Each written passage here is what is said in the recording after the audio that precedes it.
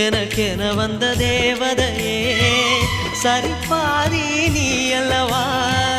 நடக்கையில் உந்தன் கூட வரும் நிழல் போலே நான் அல்லவா கண்ணன் கொண்ட ராதையர ராமன் கொண்ட சீதையர மடி சேர்ந்த பூரதமே மனதில் வீசும் மாருதமே நன்றி சொல்ல உனக்கு வார்த்தை இல்லை எனக்கு நான் தான் மயங்குறேன் என்னுடைய மனச தந்துவிட்ட பிறகும் ஏம்மா கலங்குற